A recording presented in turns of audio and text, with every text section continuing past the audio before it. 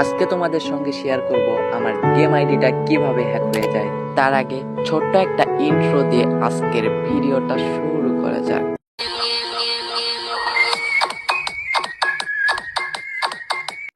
আমি মূলত 1-1.5 মাস আগে এই আইডিটা কিনছিলাম। 7 দিনও হয়নি আমার আইডিটা হ্যাক হয়ে যায়। গেমারদের একটাই শখ থাকে যে ওদের ভালো একটা কালেকশন আলা আইডি থাকবে। আমিও সেই পাগলদের মধ্যে একজন যে আমার শখটা পূরণ করছিলাম।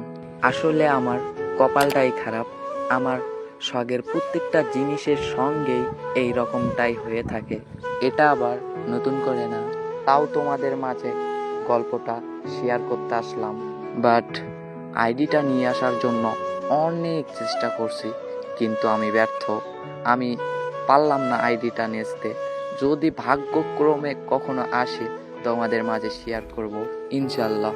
যাদের থেকে আইডিটা কিনছিলাম তাদের পিছনে ভাই 3-4 দিন ঘুরছি, তাও কোনো লাভ হয় নাই। যাক, এই সব কথা না বলি।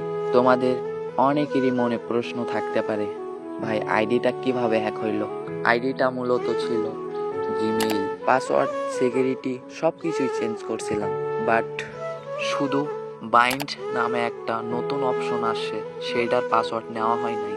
আমি যখন প্রথমবার গেমে ঢুকি সর্বপ্রথমে আমি দেখি বাইন্ড করা আছে, তো আমি বলছিলাম ভাই বাইন্ডের পাসওয়ার্ড লাগবে। সে বলছে আমার ওপরে বিশ্বাস রাখতে পারো।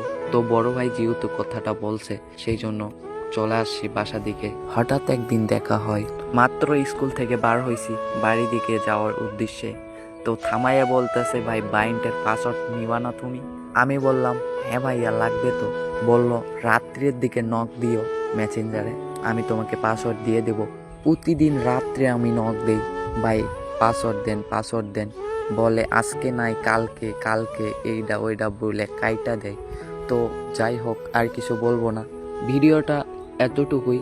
যদি তোমাদের ভালো লাগে অবশ্যই চ্যানেলটা সাবস্ক্রাইব করে আমাদের সঙ্গে থাকবা।